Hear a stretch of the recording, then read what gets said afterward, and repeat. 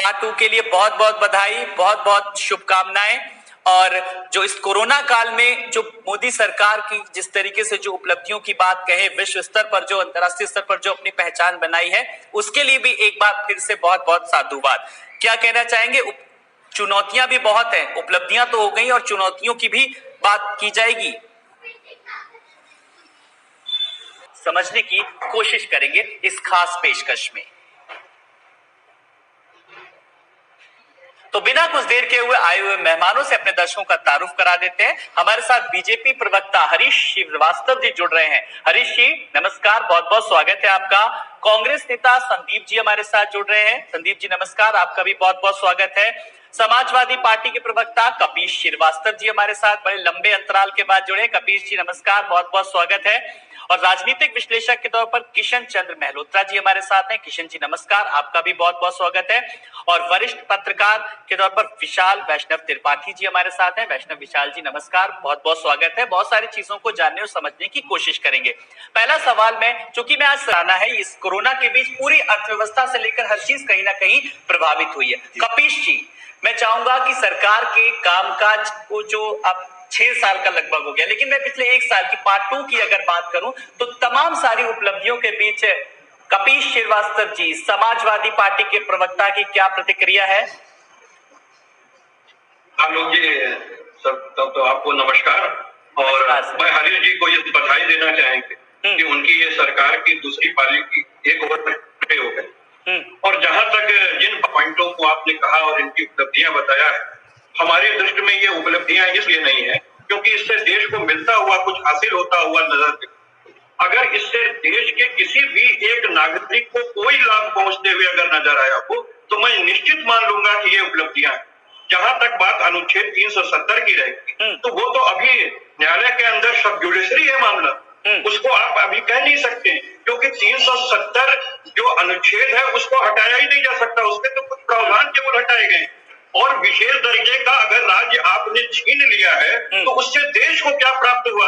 आतंकवाद उसी जगह पर है, सारी चीजें उसी तरीके से हैं। केवल इतने जरूर है कि एक जनमानस के अंदर जो लोकतंत्र की भावना थी उसको कहीं ना कहीं से कश्मीर के अंदर कमजोर करने की बात सरकार ने की है। 370 का तो संशोधित होने का प्रावधान ही था, लेकिन जिस तरीके से संविधान के अंदर वो प्रावधान दिया गया है कि आप वहां के विधायिका से सलाह करा करके उनसे बिल पास करा के करेंगे, ऐसे स्टेज में जबकि वहां सरकार भंग कर दी गई थी, राज्यपाल जो है वो विधायिका नहीं है, तो आप अभी इसको समझिए, इन्होंने जानबूझ करके ऐसी स्थितियां पैदा की है और इसकी विश्व मंच पे बहुत ही बुराई हुई है। बहुत से देश हमसे जुदा हुए हैं, इनके बहुत से ऐसे कार्यक्रम है जो मेक इन इंडिया भारत के एक पार्ट होने जा रहे थे, उन्होंने मेक इन इंडिया पे आना ही छोड़ दिया।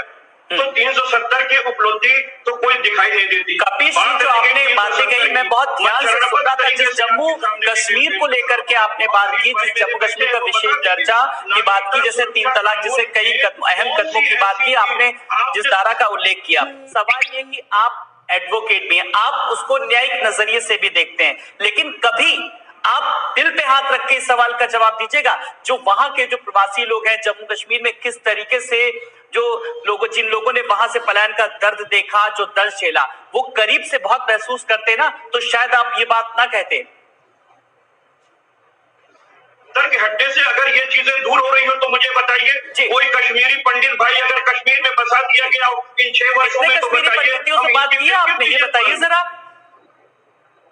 कितने कश्मीर पंडितों से बात किया और दर्द जाना है उनका, और दर्द जान के उनका समाधान भी किया है, के भी अधिकारों को छीनने का काम किया है। जी चलिए, मैं इस पर बात की। हरीश जी का भी जवाब सुनिए कि जो विपक्ष सवाल उठा रहा है, अभी सब कोरोना काल में सारी चीजें हैं, पटरी पर लाने में थोड़ा सा वक्त लगेगा और विपक्ष भी थोड़ा धैर्य रखे, संयम रखे और साथ दे। कितना साथ देने के लिए तैयार है विपक्ष? आलोक जी, विपक्ष से ज्यादा धैर्य तो किसी के पास है ही नहीं। हम लोग तो सजेशन ही दे सकते हैं, आईना इनको दिखा सकते हैं, वो जो हम लोग का काम है वो हम लोग कर रहे हैं। लेकिन बहुत जिम्मेदारी से एक बात मैं कहना चाहूंगा कि यद्यपि हरीश जी का एक भी शब्द मेरे कान में नहीं आए क्योंकि ऑडियो मुझे नहीं मिल रहा है, अच्छा, लेकिन बावजूद इसके क्योंकि आपका ऑडियो मुझे मिल रहा है उस पर मैं आपको जवाब दे रहा हूँ। जी जी, मैं तो कह रहा हूँ कि उपलब्धियां तब होती है जब दिखाई देती। अभी हमारे राजनीतिक विश्लेषक ने एक उनका वो पाठ पढ़ा है, मैं उस पर भी बात करना चाहूंगा। लेकिन उससे पहले मैं ये पूछना चाहता हूं कि अगर इन 6 वर्षों में देश आगे बढ़ा था तो सन 2014 के अंदर हमारी जीडीपी 9.5% थी, वो सड़क के स्कोर 0.2 पे क्यों आ गई? और ये कोरोना काल से पहले की बात है। अभी तो कोरोना काल की जो बात किया जाए उसमें जो अंतरराष्ट्रीय आंकड़े आ रहे हैं उस हिसाब से तो 0% की जीडीपी अगले आने वाले 2 वर्षों तक भारत की जाने वाली, जो इन लोगों की वजह से। आप जिस चीज की आप लोग या तमाम लोग ये तारीफ करने का पुल बांध रहे हैं कि कोविड के अंदर मोदी सरकार ने बहुत अच्छा काम किया है, तो मैं तो नहीं समझता। चलिए, हम तारीफों के पुल बांध रहे हैं और समाजवादी पार्टी क्या कर रही है? सबसे बड़ी बात सुन लीजिए, से भी बाहर निकली है। चलिए, मैं अभी आ रहा हूँ, मैं आपसे अभी कमिश्नर और भी मेहमानों से जरा जानकारी लेंगे। केसी सर, जो सवाल उठ रहे हैं साहब, विपक्ष का बस विपक्ष की क्या भूमिका नजर आ रही है? सिर्फ सवाल उठाना और ट्वीट करना, और बहुत ज्यादा हुआ। अगर सपा के अलावा अगर मैं कांग्रेस की बात करूं तो बसों का मुद्दा उठाना, बस विपक्ष का इसके अलावा कुछ है रोल अभी? हाँ, बिल्कुल है विपक्ष का। नहीं, मैं आ रहा हूँ। संवैधानिक रोल आप देखेंगे, ठीक है, हमारे प्यास क्या सरकार की जिम्मेदारी की बात कर रहा है। समाजवादी पार्टी ने जो भी लोग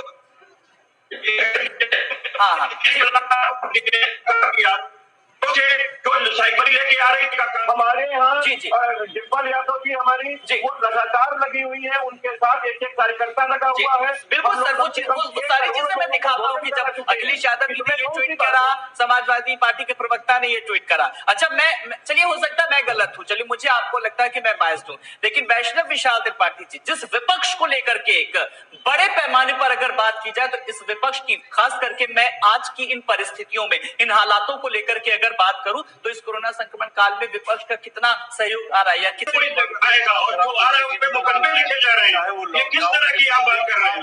और अभी लॉकडाउन, जब लॉकडाउन चल रहा है, आप उस पर क्या कहते हैं? विपक्ष धरना प्रदर्शन करे और फिर आप उसकी दूसरी तस्वीर दिखाए। आप अभी आखिर लड्डू जी को किस उस पे गिरफ्तार किया गया? तो धरना समाजवादी पार्टी के सीतापुर के अंदर के कार्यकर्ताओं को, अलीगढ़ के अंदर के अंदर कार्यकर्ताओं को गिरफ्तार किया। आखिर वो तो खाना बांटने का आपकी बात नहीं। इस कोविड को आप लोगों ने पूरा अपराध का ग्राम बना दिया है। और इसने FIR, मैं बीजेपी का प्रवक्ता नहीं हूँ कि मैं मेरी कोई व्यक्तिगत दुश्मनी हो समाजवादी पार्टी से, लेकिन मैं बताना चाहता हूँ अगर अखिलेश जी को दोबारा से समाजवादी पार्टी को खड़ा करना होगा तो उन्हें रूट लेवल पे काम करना पड़ेगा, जिस तरह से मुलायम सिंह यादव ने किया था। आप लोगों को इस बात को समझना होगा। आप लोग केवल चिल्लाकर सामने की बात दबाने की कोशिश करते आए।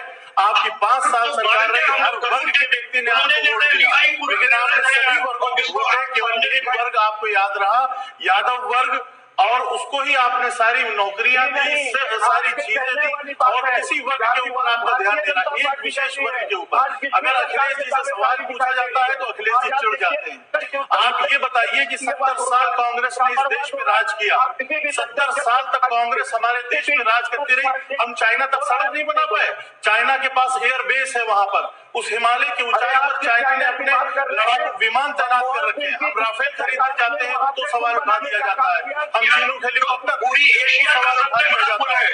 और दूसरी तरफ ये जान लीजिए, जो ये रोड बनी है, ये रोड की मैपिंग तो सन 2014 से ही शुरू हो गई थी, जो कि आज पूरा हुआ और इन्होंने पीता काटने का काम किया है। लाने से श्रीवास्तव जी सच्चाई दब नहीं जाती है। विपक्ष को अपना रोल अच्छी तरह से निभाना पड़ेगा, सिर्फ 4 चिट्ठियां लिख के नहीं। अखिलेश जी किसी गुमान में बैठे हुए हैं। मुलायम सिंह यादव जी ने उस पार्टी को अपने खून से सींचा था, रूट लेवल पे काम किया था, हर वर्ग से वो बात करते थे कि चाहे ब्राह्मण हो, चाहे ज्योतिष हो, चाहे यादव हो, चाहे मुस्लिम हो, सबका प्रतिनिधित्व करते थे। कपिश जी ने जो सवाल उठाया कि लॉकडाउन में कैसे कोई विरोध के लिए निकल पड़े, अरे साहब आप तो वो लोग हैं समाजवादी पार्टी। इस सवाल का जवाब केसी सर मैं आपसे चाहूंगा कि सवाल उठाना बहुत आसान है कि अगर मैं मदद के लिए आऊंगा इस लॉकडाउन में तो मीडिया ही खबर बना देगी कि लॉकडाउन में। साहब विरोध अगर करना है तो ये लोग तो सदन की जब कार्रवाई चलती है तो मुझे याद है कि समाजवादी पार्टी ने किस तरीके से जो सर्वोच्च पद होता है राज्यपाल का, उसके ऊपर कागज की गोलियां फेंकी थी। ये वही समाजवादी पार्टी है जो ये सवाल उठाती है। केसी सर ऐसा कुछ जी आ रहा हूं सर, मैं इस सवाल का जवाब देना मैं केसी सर से लूंगा, ठीक है? का काम किया जी ठीक भारतीय जनता पार्टी ने चलाने का काम किया है। आप किसको आईना दिखाने की बात कर रहे हैं? इन्हीं के शरद त्रिपाठी ने अपने ही विधायक को जूता पैजान से स्थिति पैदा कर दी। किसी की पार्टी की बात नहीं कर रहा, मैं आज जनहित की बात कर रहा हूँ, जन सरोकारों की बात कर रहा हूँ। ठीक है केसी सर, आपसे मुझे जवाब है, लेकिन कहना पड़ता है कि जब 10 साल से 2014 के पहले 10 साल तो कांग्रेस रही सेंट्रल में, उस समय अगर चाइना उमारते ऊपर बनेंगी तब आपको दिखाई पड़ेगा। आप पास जाकर देखिए, काम हो रहा है, बहुत ज्यादा काम हो जाएगा। वो काम आप लोगों को नहीं दिखाई पड़ेगा क्योंकि आप देखना नहीं चाहते हैं, आपको देखना पड़ेगा। इतनी सरकार की कमाई हुई फैक्ट्रियां थी, सब बेचने का काम इन्होंने किया। काल में 3 फैक्ट्रियां बेची गई थी और इंद्र कुमार गुजराल और जो समाजवादी पार्टी के सपोर्ट से जो सरकारें चली है उसमें भी केवल 3 कंपनियां, वो भी 3 फैक्ट्रियां वो बेची गई थी जो नुकसान में चल रही थी। आज तो बीएसएनएल का भट्टा बैठा दिया गया है। किसके सहयोग से सरकारें बनी थी? कोशिश तो बहुत की थी, बात कर रहे हैं कि सरकारें बनाने की मिल बांट के खाएंगे, लेकिन जनता ने जवाब भी दे दिया। कोशिशें तो बहुत की गई थी। बीएसएनएल का भट्टा नहीं बैठा है। एक कंपनी का नाम नहीं बता पाएंगे। 90,000 आदमी निकाल दिया गया बीएसएनएल से। क्या बीएसएनएल बंद हो गया? नहीं, सारे काम वैसे ही चल रहे हैं। कहीं से शिकायत मिली कि बीएसएनएल नहीं चल रहा है? इसके मतलब ये था कि वहाँ पे बहुत ज्यादा लोगों को जबरदस्ती बैठाल कर पैसा दिया जा रहा था। उनको निकालना ही चाहिए। क्या ये हमारा संविधान जो है वो कांग्रेस को एक कल्याणकारी रणनीति अपनाने के साथ बताता है? जबरदस्ती पैसा बांटा नहीं जाएगा, कि छूट नहीं देता है कि आप शोषण का काम हमारे नागरिकों से करेंगे। तो बीएसएनएल के अंदर अगर संविधान पे लोगों आपने एक बार भी ये नहीं कहा कि मैं इसलिए कोरोना संकट है इसमें थोड़ी देर राजनीति को थोड़ा सा साइड कर देता हूँ, हमें भी विपक्ष के तौर पर पूरा सहयोग करेगी। चलो पिछली जो बात, ये आरोप अक्सर लगता है और मैं कपिल जी की बात का एक तरीके से मैं आगे एक्सटेंशन करके सवाल का पूछ रहा हूँ। एक बार मैं आपका सवाल जी, सवाल बस यही है कि जब विपक्ष, जब मैं कोई बात करता हूँ कि जब मैं नैतिकता की बात करता हूँ कि कम से कम आगे आना चाहिए, निस्वार्थ भाव से सेवा कर, तो कहता है इस सवाल का जवाब आज चाहिए हरीश जी मुझे। जी बिल्कुल, तो हरीश जी से ये सवाल था जो, क्योंकि कपिल जी का भी ये सवाल था, मैं चाहूंगा कि सवाल का जवाब वैष्णव जी दें। वैष्णव जी, ये आरोप अक्सर लगता है और मैं कपिल जी की बात का एक तरीके से मैं आगे एक्सटेंशन करके सवाल का पूछ रहा हूँ। एक बार मैं आपका सवाल जी, सवाल बस यही है कि जब विपक्ष से जब मैं कोई बात करता हूँ कि जब मैं नैतिकता की बात करता हूँ कि कम से कम आगे आना चाहिए, निस्वार्थ भाव से सेवा करनी चाहिए, या कोई भी बात सरकार अगर कोई बिल लाती है तो उसका विरोध नहीं करना चाहिए, तो साफ तौर पर विपक्ष ये कहता है कि हमें विश्वास में नहीं लेती है सरकार, इसलिए हम ये बात उठाते हैं। देखिए, विपक्ष की बात करें तो विपक्ष में कांग्रेस भी आ जाती है, विपक्ष में समाजवादी पार्टी भी आ जाती है, विपक्ष में बसपा भी आ जाती है, सभी लोग आ जाते हैं। विपक्ष का केवल अभी एक ही मुद्दा है। मैं आज का अखिलेश यादव का खबर पढ़ रहा था, अखिलेश यादव जी ने बयान दिया है कि कांग्रेस और बीजेपी दोनों एक ही थैली के चट्टे बट्टे हैं, यानी वो सबको एक नजर से देखते हैं, वो किसी और की बात ही नहीं सुनना चाहते। वो किसी भी अच्छे काम को बीजेपी की सरकार करती है उसकी तारीफ करने में वो विश्वास ही नहीं रखते।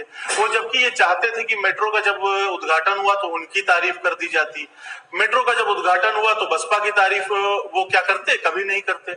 तो वो किसी बात को अखिलेश यादव जी सुनना ही नहीं चाहते। वो एक माइंडसेट लेके चलते हैं कि जो वो कर रहे हैं वही सही है। वो अपने पिता की बात नहीं सुनना चाहते, वो अपने चाचा की बात नहीं सुनना चाहते, जो पार्टी में उनके सामने अपनी बात बोले वो के बैठे हैं या सरकार की कैसे बात मानेंगे। पहले तो आप अपने ही पार्शियलिटी पे ध्यान दें। भूल गए अब सार्वजनिक मंच पे, तो आप क्या सार्वजनिक मंच पर क्या होता है, इसलिए मैं आपके बेडरूम ड्राइंग रूम की बात नहीं कर रहा हूँ, मैं सार्वजनिक मंच की बात कर रहा हूँ, इसलिए तो सवाल उठता है कपिल जी। प्रस्तुत किया जा रहा है वो भारत के हित में नहीं है। अगर वो 135 करोड़ की जनता के हित में नहीं है तो विपक्ष विरोध करके आईना नहीं दिखाएगा तो और क्या दिखाएगा? आपने आईना दिखाने का आज तक काम ही नहीं किया। आप लोग एक मुद्दे पे चलते हैं कि आपको किसी भी प्रकार की सरकार में आना है, चाहे गलत हो चाहे सही हो, आपको सरकार में आना है और फिर वही आज की तारीख में सब उनके पास पैसा देगा, आप फिर आप लेकिन भारत में उसका कोई लाभ नहीं दिया गया। आपका बात करता था आप 15 लाख रुपए भारत के भाजपा ने दे दिए, क्या काला धन रुक गया? जीएसटी में 32 बार परिवर्तन क्यों किया गया? हम लोगों ने दिखाया ना, आईना नहीं दिखाया के अंदर परिवर्तन जो पेटीएम करते थे आज एक सब्जी वाले को किया और आपकी जो भी एनालिसिस है वो कहीं ना कहीं मोदी जी के माया मंडल से महिमित है। जी नहीं, निशाना लगा रखा है कि आप बीजेपी का नाम ही नहीं सुनना चाहते। मैं तो आपसे जरा सी बात पूछ रहा हूं, बताइए आज तो कम से कम निशाना जवाब दीजिए का काम किया देश की जीडीपी 9.5% पे आई, तो ये भारत के लिए ह्रास है या उत्थान है? क्या आप सिर्फ ये बता दें? जब भारत के उत्थान की बात करते हैं, सुनिए कपीश जी, अनुज सुनिए, जब देश की बात होती है, जब विकास की बात हो रही है, अनुच्छेद 370 को किस तरीके से निष्प्रभावी किया गया? सुनिए कपीश जी, 3 तलाक से निजात मिली, नागरिकता संशोधन कानून लागू किया गया, आत्मनिर्भर भारत अभियान लागू किया गया, मोटर व्हीकल एक्ट लागू किया गया, बैंकों के विलय की बात की गई, जल शक्ति मतलब हर चीज में विरोध, विपक्ष में इसमें विरोध करना है क्या? बस बच्चों को सड़क पे दे रही है, आज देश का मजदूर सड़क पर है, क्या यही आज भारत निर्माण? बहुत मसीहा बने मजदूरों के, 20 लाख प्रवासी मजदूरों को रोजगार देने की बात की है, काम किया जा रहा है, सेवा एवं श्रम जो कार्यालय उसको कुछ नहीं है। जब आप धरती पे होगा तो कहिएगा, इन्होंने एमओयू तो बहुत से सिग्नेचर किए थे, क्या ये एमओयू पे एक कंपनी अगर लगी हो तो बताइए, बहुत सी कंपनी अधिकारी लगे हुए हैं पूरी तरीके से, श्रम कानून बनाया गया पूरी तरीके से, उसमें फ्लेक्सिबिलिटी दी गई, श्रम की कानून की बात करते हैं, श्रमिकों की बात करते हैं, बेईमानी से लगता है। अच्छा मुझे ये बताइए जब 20 लाख श्रमिकों को लेकर के अगर हम जब रोजगार की बात करते हैं जी, मैं आपको बताऊं, आज जो एमएसएमई के प्रमुख सचिव हैं यही अधिकारी थे जब अखिलेश सरकार में प्रमुख सचिव हुआ करते थे। नवनीत सहगल जी जब वो एमओयू साइन कराते थे तो ये लोग उसका खूब ढिंडोरा पीटते थे। आज वही अधिकारी हैं, वही प्रमुख सचिव है और हमें यूज करा रहे हैं तो इनको बहुत बुरा लग रहा है। आज अगर आप चाइना तक रोड बना रहे हैं इनको बहुत बुरा लग रहा है, ये किसान के खाते में पैसा जा रहा है तो इनको बहुत बुरा लग रहा है। छोटे व्यापारी जो 60 साल के उम्र उनको 3,000 रुपए हर माह नहीं है, बहुत बुरा लग रहा है जी। चलिए मैं कहता हूं नरेंद्र मोदी जी ने कुछ चीजें भी, अच्छा कपीश सर ठीक है सर आ रहा हूँ, कपीश सर मेरी बात सुनिए, अच्छा कपीश सर सुनिए मेरी बात सुनिए, जो मजदूर जो लोग डिबेट देख रहे हैं वो लोग चलिए हरीश जी, अब सवाल ये है कि विपक्ष भी लगातार ये सवाल उठा रहा है कि 20 लाख करोड़ का आप साफ बजट ले आए, नहीं उठाना लाजमी बनता है विपक्ष का भी। केसी सर काम शुरू हो चुका है, काम अभी ही नहीं शुरू हुआ है, काम शुरू हो चुका है आज से 6 साल पहले से। धीरे धीरे काम जब हो रहा था, हाँ इधर आने के बाद जिस जिस चीज की जरूरत पड़ी उसमें काम तेजी से किया गया तो उसके नतीजे भी सामने आए। अगर ये दिखा बस केसी सर ने जो कहा बस उसके आगे आप जवाब। हाँ मैं केसी सर की बात पे आऊंगा, उससे पहले क्योंकि आपने हरीश जी से बात पूछी कि 20 लाख करोड़, हाँ सबसे पहले तो मैं यही स्पष्ट कर दूं कि ये मुझे बता दी कि 20 लाख करोड़ इन्होंने किस राजकोष से दिया है और क्या ये रिजर्व बैंक के फंड को भी भारत सरकार का फंड मानते हैं? और वो मॉनेटरी फंड जो होता है वो तो हमेशा आरबीआई का रूल है, बैंकों को कर्जे के लिए देना, उनके रेपो रेट को की छूट देना और इस तरीके से लिक्विडिटी डालना।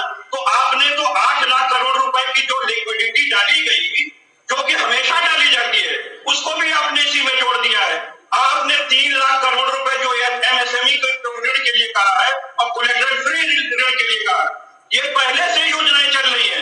इन्होंने मार्च से लेकर के और अप्रैल तक के बीच में 6 लाख करोड़ का इन्होंने लोन पहले ही कर दिया। सवाल आपने किसी अर्थशास्त्री से नहीं पूछा क्या अब तक? और इनके राजस्व पे तो सिर्फ 1 लाख करोड़ रुपए का बोझ आ रहा है। ये सब दूसरी बात वो भी विशेषज्ञों की एक टीम होती है, पूरा जो बजट बनता है सारी चीजें। कपिल जी ये जी वैष्णव जी सवाल ये कि जो इतने बड़े बजट को लेकर के सवाल ये सब टेक्निकल चीजें हैं, पेचीदगियां, इसमें भी जब कोई योजनाएं बनती चाहे वो बजट विशेषज्ञ बैठते हैं, ये तो एक अर्थशास्त्री का एक अलग मैटर। और मुद्रा योजना ये इतनी अच्छी योजना है, इसका मैं एक उदाहरण से आपको बताता हूँ। सपोज आज की तारीख में आप कोई बिजनेस करना चाहते हैं, आपको एक टेंडर मिल जाता है सरकार का 10 लाख रुपए का, और लेकिन आपके पास पैसा नहीं है वो काम करने के लिए। तो अगर आप उस ऑर्डर को जाकर बैंक में दिखाते हैं कि साहब हमें 10 लाख रुपए का टेंडर मिला हुआ है और ये हमारे पास पैसे नहीं है काम करने का, आप विश्वास मानिए कोई भी बैंक, नेशनलाइज बैंक आपको बिना किसी सिक्योरिटी के टेंडर के बिना बयानी कर रहे हैं, लोन देता है। एकदम गलत बयानी कर रहे हैं। नहीं, आपको फिर इसका मतलब आपको नॉलेज नहीं है। और आप भारतीय स्टेट बैंक का पैनल बहुत करीबी से लोन को देखता हूं, मैं लोन के state bank of India, bank of Baroda, बात सुन लीजिए, मुद्रा लोन 50,000 से 1 लाख के बीच में ही लोन बांटेगा।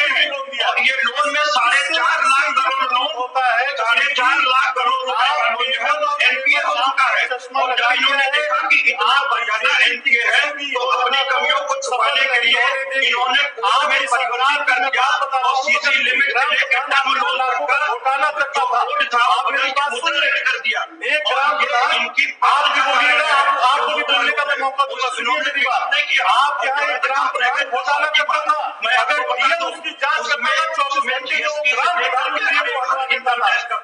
आपकी सरकार, इस सरकार की सरकार आज की तारीख में कोई भी व्यक्ति डीएम इतनी जल्दी हटा के दिखाए। योगी जी अगर किसी डीएम में आपको लगते हैं कि सरकार ने मुद्दा के अंदर छल किया है, आप केवल एक चश्मा लगाकर बैठे हैं कपिल जी कि आपको हर चश्मा लगा के आज की तारीख में अगर हम चाइना से आगे निकल जाए तो आपको भी बुरा लगेगा। अगर हमारी जीडीपी इस हॉट डिस्कशन के बीच मैं तो विपक्ष के लिए कहूंगा कि सत्ता पक्ष की हर योजनाओं वो भारत के प्रधानमंत्री के लिए देश का हित सर्वोपरि है, और वो चाहे अमेरिका हो, चाहे वो रसा हो, चाहे वो इंग्लैंड हो, चाहे वो फ्रांस हो, चाहे वो जर्मनी हो। आज जो दुनिया के बड़े बड़े देश तमाम मामलों पे भारत की अगुवाई को करने के लिए देखते हैं, तो वो उसका कारण, उसके पीछे कारण यह है कि भारत ने आज वो नेतृत्व क्षमता दिखाई है, वो आत्मविश्वास पूरे दुनिया के सामने प्रदर्शित किया है कि वो पूरी दुनिया। आपसे कपिल जी, मैंने अनुच्छेद 370 की बात की, 3 तलाक की बात की, नागरिकता संशोधन कानून की बात की, आत्मनिर्भर भारत अभियान की बात की, मोटर व्हीकल एक्ट की बात की, बैंकों के विलय की बात की, जल शक्ति मंत्रालय के गठन की बात की, किसानों की मंदी की सौगात की बात की, मोदी का मिशन फिट इंडिया की बात की, मैंने बात की छोटे व्यापारियों को पेंशन की बात की, और इतना ही नहीं, मैंने one nation one ration card की भी बात की। इनमें से किसी पे भी आपने अपनी सहमति नहीं जताई। अब एक फाइनल कमेंट के तौर पर तो कह दीजिए कि कुछ चीजें इसमें से अच्छी भी थी या कुछ चीजों पर वाकई में विरोध था। जी, एक फाइनल कमेंट सर। बिल्कुल, हमारे हिसाब से इनमें जितने भी कार्य किए गए इससे देश को कोई उपलब्धि हासिल नहीं हुई, इसलिए इसका कोई मतलब नहीं क्या काम किया। रह गई दूसरी बात, सीएए आपने लेकर के आया, आपने भारत को एग्री युद्ध की ओर बढ़ा दिया था। ये तो कोरोना जैसी एक संकट आ गया जिसमें सीए का ही काफी पीछे छूट गया।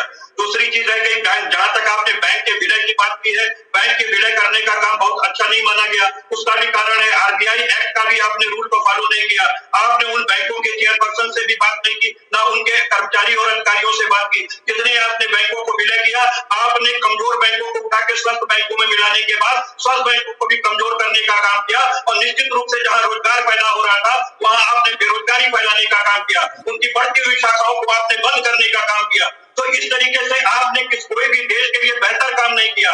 जहां तक रह गई बात विदेश कि अमेरिका आज आपके साथ खड़ा है, तो माफ कीजिएगा, अमेरिका में ट्रंप साहब कब किधर किस पाले पे बैठते हैं आपसे कुछ छुपा नहीं है। आपका नेपाल जो मित्र राष्ट्र है वो आज आपको क्षण आके दिखाने का काम कर रहा है, और आपके पास उसके लिए कोई नीति नहीं है। तो इस तरह की तमाम चीजें अगर आपको कोविड के नियंत्रण के अंदर ही देखना था तो आपने वियतनाम से क्यों नहीं सीखने की कोशिश की, आपने ताइवान से क्यों नहीं सीखने की कोशिश की, आपने सिंगापुर से देखने की क्यों नहीं कोशिश की। आगे वो राष्ट्र हमसे कहीं ज्यादा बेहतर है।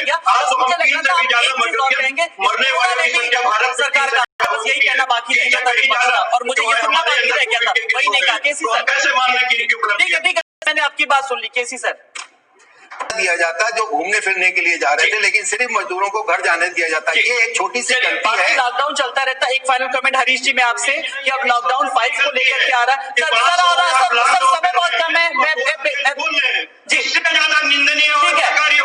चलिए एक फाइनल कमेंट कुल मिलाकर के हरीश जी देश के सामने कि इसको किस तरह से रोका जाए। यानी जनवरी में हम सिर्फ एक केस थे, 30 अप्रैल होते होते हम लोग 30,000 हो गए। आज 30 मई भी नहीं आया है और हम लोग लगभग 2 लाख के ऊपर हो गए। संक्रमित नहीं हुआ था जब आपने गरीबों को संक्रमित किया है, सरकार ने पैदा किया। फिलहाल हम सबको मिलकर के लड़ना। लॉकडाउन 5 अभी जो रियायतें सरकार की तरफ से जारी होंगी, निर्देश उन सब थी पार्ट 2 की, आज हमने उस पर चर्चा करी। लगातार जो प्रतिक्रियाएं भी आई, लेकिन बड़ी बात यह है कि सरकार के सामने भी तमाम सारी अभी उपलब्धियों के बीच चुनौतियां भी हैं। आप सब मेहमानों का, हरीश जी आपका भी शुक्रिया, संदीप जी आपका भी शुक्रिया, कपीश श्रीवास्तव जी आपका भी बहुत बहुत शुक्रिया, किशन जी आपका भी बहुत बहुत शुक्रिया, और वैष्णव विशाल जी आपका भी बहुत बहुत शुक्रिया। तो मोदी 2.5